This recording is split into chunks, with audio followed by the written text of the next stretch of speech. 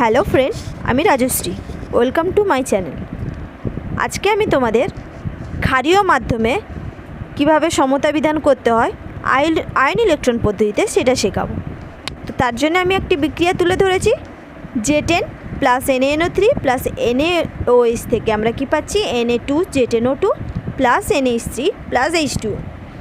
তো এই বিক্রিয়াটিতে তুমি ভালো করে লক্ষ্য করো যে NaOH রয়েছে, তার মানে বিক্রিয়াটি ক্ষারীয় মাধ্যমে সংঘটিত হয়েছে। তো ক্ষারীয় মাধ্যমে বিক্রিয়া সংঘটিত হওয়ার জন্যে যে রুলগুলো লাগবে সেগুলো আজকে আমি তোমাদেরকে রুলগুলো ফলো করতে করতে আমি তোমাদেরকে বোঝাবো। তো প্রথমে অ্যাসিড মাধ্যমের মতন একই রকমভাবে এই যে বিক্রিয়াটি তাকে আয়নীয় আকারে প্রকাশ করতে হবে। তো চলো আমরা বিক্রিয়াটির আয়নীয় রূপ লিখে নিই।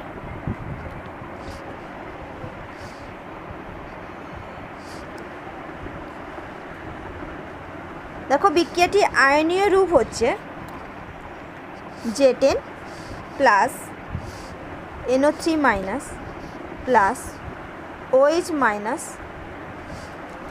থেকে Z10O2 2 minus plus NH3 plus H2O। তার কারণ এখানে Z10, এটা থেকে আমরা Na প্লাস NO3 মাইনাস পাবো, এখানে Na প্লাস OH মাইনাস পাবো, Na2 থেকে 2Na প্লাস প্লাস 3 মাইনাস, এখান থেকে পাবো Na প্লাস OH মাইনাস, এখান থেকে পাবো 2Na প্লাস Z10O2 2 মাইনাস, এটা NH3 আর H2। তো এখান থেকে তোমরা ভালো করেই দেখো যে Z10 থেকে Z10O2 মাইনাস আমরা পেয়েছি, NO3 থেকে NH3 পেয়েছি এবং OH মাইনাস থেকে H2O পেয়েছি। তো তাই আমরা আয়নীয় রূপে আমরা লিখে নিয়েছি Z10 plus NO3 minus plus OH minus থেকে Z10O2 2 minus NH3 plus H2O। একই রকমভাবে এই বিক্রিয়াগুলিকে জারণ অর্ধবিক্রিয়া এবং বিজারণ অর্ধবিক্রিয়া করে লিখব। তো চলো আমরা লিখে নিই। জারণ অর্ধ বিক্রিয়া। দেখো এখানে Z10 থেকে Z10 2 প্লাস হয়েছে, তার মানে কি ইলেকট্রন ত্যাগ করেছে, সে কারণে এটি হচ্ছে জারণ অর্ধ বিক্রিয়া। তার মানে জারণ অর্ধ বিক্রিয়া আমি কি লিখব, Z10 থেকে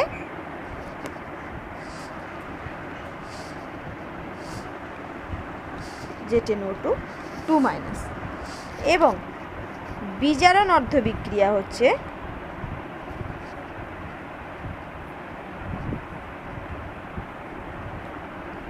বিজারণ অর্ধ বিক্রিয়াটা কি হচ্ছে, দেখো NO3 থেকে NO3 মাইনাস থেকে NH3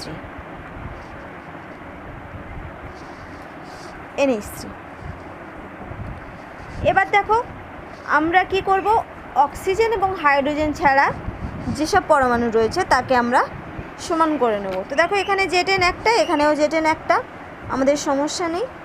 তো পরেরটার ক্ষেত্রেও দেখো নাইট্রোজেন একটা, তো আমাকে কিছুই অ্যাড করতে হচ্ছে না। এরপর আমরা হাইড্রোজেন আর অক্সিজেন সমান করব। তোমরা ভালো করে খেয়াল করো, অ্যাসিড মাধ্যমে বিক্রিয়ার ক্ষেত্রে আমরা কি করেছিলাম, H2O আর H প্লাস ইউজ করেছিলাম। ঠিক ক্ষারীয় মাধ্যমে সংঘটিত হলে আমরা কি অ্যাড করব, H2O এবং OH মাইনাস।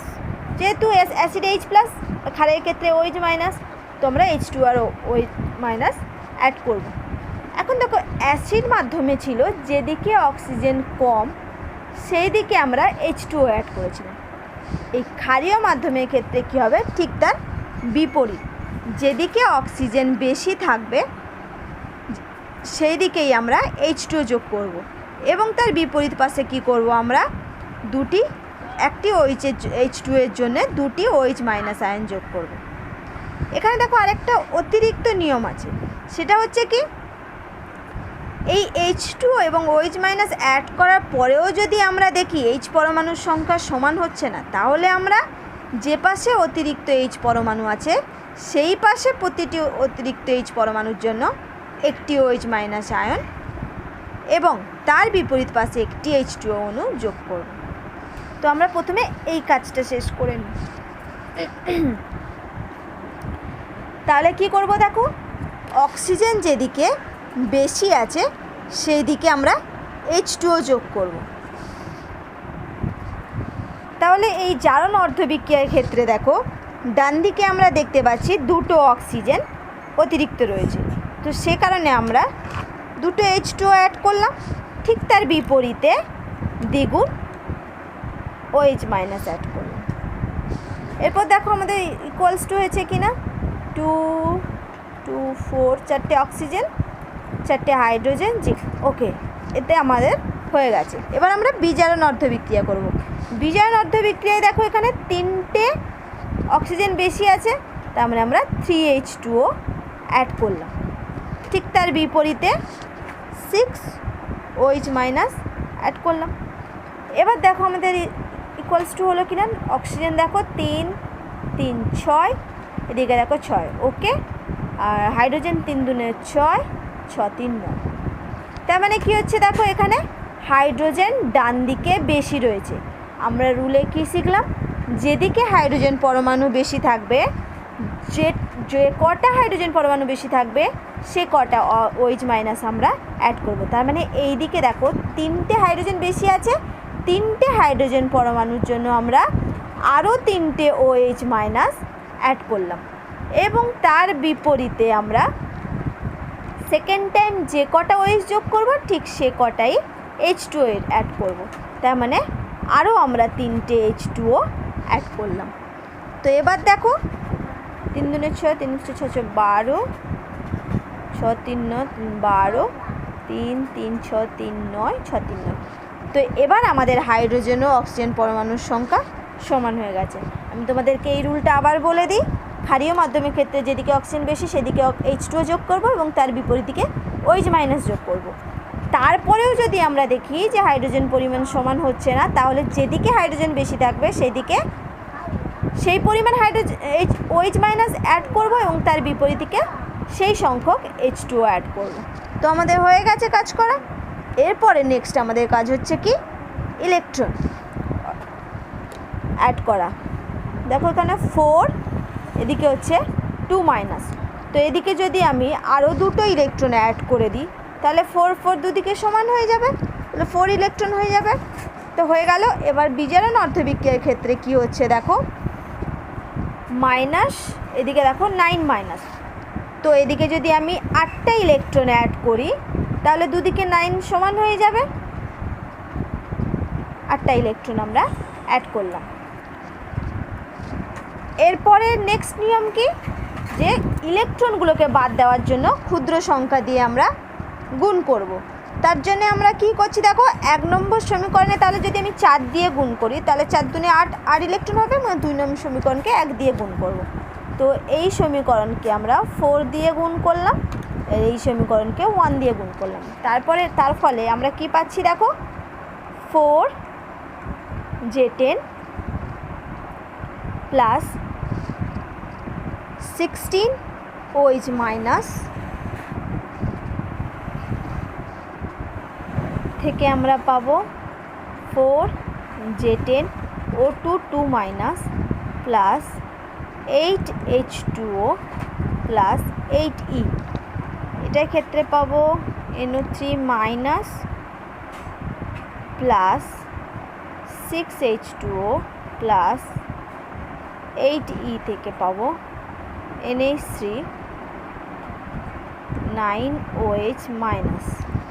এবার এই দুটো সমীকরণকে যদি আমরা যোগ করি তাহলে ইলেকট্রন বাদ চলে যাবে এবং এদিকে অতিরিক্ত 8H2, এদিকে 6H2, তার মানে 2H ডান দিকে থাকবে 2H2। এবার আমরা কি পাচ্ছি দেখো, 4J10 16OH নয়, এদিকে দেখো 16OH রয়েছে, এখানে 9OH। তাহলে 16OH থেকে 9OH আমরা বাদ দিয়ে দেব, তাহলে আমরা পাবো 7OH minus plus NO3 minus is equal to 4J10O2 2 minus plus NH3 plus 2H2।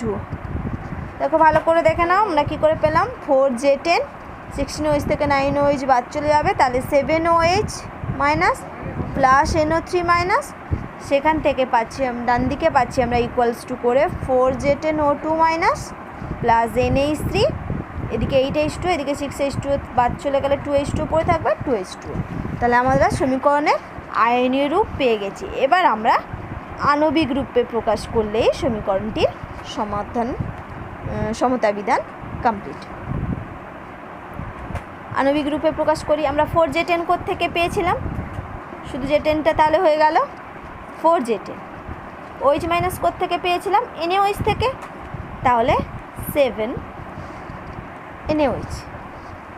NaNO3 একই রয়েছে, তার মানে NaNO3 ইকুয়ালস টু 4Z10O2 থেকে পেয়েছিলাম Na2Z10O2 থেকে, তাহলে কি হবে 4Na2Z10O2 প্লাস NH3 যেমন আছে NH3, H2ওটা হয়ে গেল 2H2। তো দেখো আগের দিন তোমরা অ্যাসিড মাধ্যমে কীভাবে সমতা বিধান করতে হয় শিখলে, আর আজকে ক্ষারীয় মাধ্যমে কীভাবে করতে হয় শিখলে। আশা করি তোমরা বুঝতে পারলে। আজকের ভিডিও তোমাদের ভালো লাগলে লাইক, শেয়ার এবং কমেন্ট করো। আমার পরবর্তী ভিডিওগুলো দেখার জন্য তোমরা আমার চ্যানেলটিকে সাবস্ক্রাইব করো এবং তার পাশে থাকা বেল আইকনটিতে ক্লিক করো। Thank you.